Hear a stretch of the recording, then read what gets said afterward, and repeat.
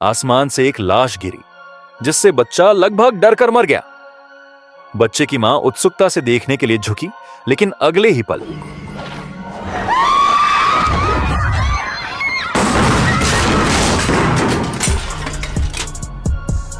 हवाई जहाज के बहुत सारे हिस्से आसमान से गिरे और एक पैर ऐसा भी था जो जूते में हड्डियों में बदल गया था। ऑपरेशन के बाद एक लड़की बैठी रही और उसने पूरी प्रक्रिया देखी। उसके चेहरे पर एक अजीब सी मुस्कान थी। खबर मिलते ही पुलिस मौके पर पहुंची, लेकिन वह अजीब लड़की गायब हो चुकी थी। पुलिस के साथ ही डाक सिंह भी आया, जो अलौकिक घटनाओं की जांच कर रहा था। डाक सिंह का मानना है कि यह मामला समय और स्थान के अंतराल से संबंधित है और ये विमान के टुकड़े वही हैं जिन्हें प्रोफेसर मनामी 4 साल पहले उड़ा रहे थे। उस समय प्रोफेसर मानबा विमान उड़ा रहे थे जब शिजोंग के साथ कुछ अजीब हुआ और उनके सहायक चांगजियान भी गायब हो गए। डैक्सन को संदेह था कि चांगजियान भी समय और स्थान के अंतराल में गिर गया था और शायद एक दिन वह आकाश से एक मृत शरीर को गिरते हुए देखेगा। लेकिन पुलिस अधिकारी ने इसे अलग नजरिए से देखा। यह आश्चर्यजनक है। इससे मुझे अपनी तुलना करने का मौका मिलता है, भले ही शुरुआत में मुझे बहुत कम अंक मिले हों। ठीक है, 3 सितारे, कक्षा से बाहर निकलो और मैं इसे तुम्हें दे दूंगा। इसका उपयोग उन अवसरों को बेचने के लिए करें जो आपकी सास आपके लिए लेकर आई। अगर तुम मुझे जानते हो तो मैं इसे तुम्हारे पास ले आऊंगा। उन्होंने ही हाल ही में यह देखा था, है ना? पुलिस अधिकारी का मानना है कि स्टीमर का सहायक ही सबसे संभावित संदिग्ध है। अब सवाल यह नहीं है कि स्टीमर 4 साल बाद अचानक आसमान से क्यों गिरा, बल्कि यह है कि उस हत्यारे को ढूंढा जाए जिसने 4 साल पहले स्टीमर की हत्या की थी। डाक सिंह ने जांच के लिए शियाओयू को स्टीमर में अनुसंधान संस्थान ले गया। शोध संस्थान के प्रमुख के सचिव ने उन्हें बताया कि चांग को अंतरिक्ष समय दरारों की संदिग्ध जालसाजी के कारण कंपनी से निकाल दिया गया था और तब से उसे किसी ने नहीं देखा है। हालांकि सचिव के यह कहने के तुरंत बाद 4 साल से गायब चल रहे चांगजियान ने अचानक कंपनी को फोन किया। आपको लग सकता है कि वह हमें फोन कर रहा है। धिक्कार है इस पकवान पर और ये गधा। चांगजियान को वास्तव में समय और स्थान में एक अंतर दिखाई दिया। उसने अपने बॉस को याद दिलाया कि वह अपने सचिव से सावधान रहे, क्योंकि यह उसका सचिव ही था जिसने उसके खिलाफ धोखाधड़ी की रिपोर्ट की थी। मैं कक्षा से बाहर जाना चाहता हूं। यह शुरू से ही होना चाहिए। डाक सिंह उनकी कंपनी में चल रहे षड्यंत्रों में शामिल नहीं होना चाहता था, इसीलिए वह शियाओयू को सीधे अपने सामान्य निवास पर ले गया। उन्हें इस बात पर आश्चर्य हुआ कि जिस स्थान पर वे रहते थे, ठीक वहीं पर स्टीमर विमान का मलबा पड़ा था। दोनों चांगजियान के घर में घुस गए, जहां एक खूबसूरत अंशकालिक कर्मचारी था।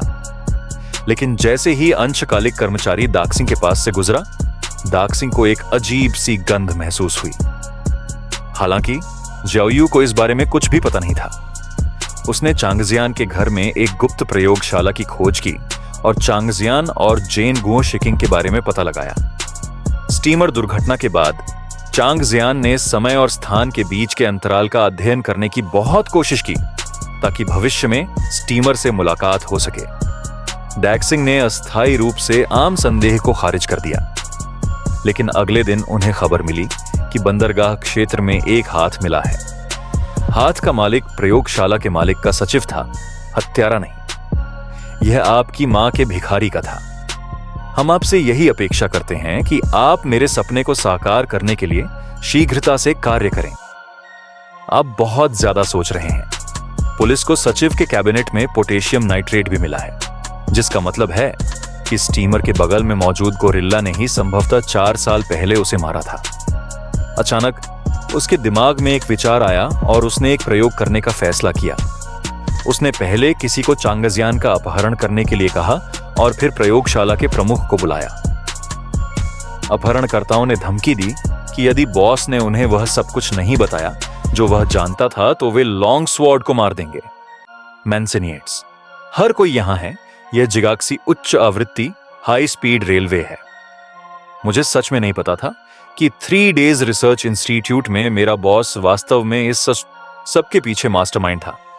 वह चांग चांग एक प्रतिभाशाली व्यक्ति की इतनी प्रशंसा करता था कि वह किसी ऐसे व्यक्ति को बर्दाश्त नहीं कर सकता था जो चांग चांग के साथ अच्छा व्यवहार नहीं करता था। स्टीमर को 4 साल पहले नौकरी से निकाल दिया गया था और उसे अक्सर स्टीमर को उड़ाते हुए देखा जाता था। कल उसे पता चला कि उसके सचिव पर गलत आरोप लगाया गया है और धोखाधड़ी की गई है।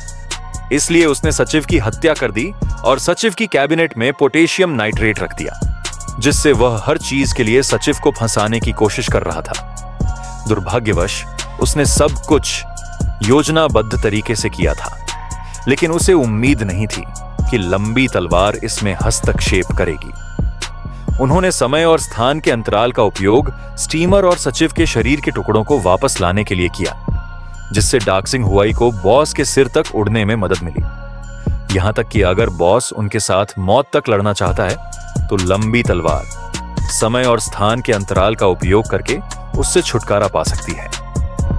मामले को सुलझाने के बाद डाक्सिंग ने चांगजियान को निजी तौर पर बात करने के लिए बुलाया।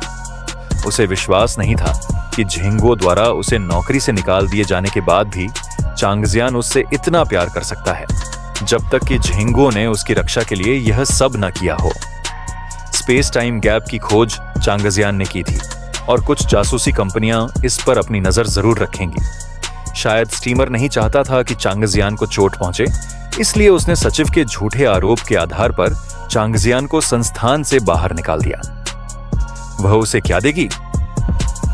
आप में से इन कुछ लोगों को याद रखें।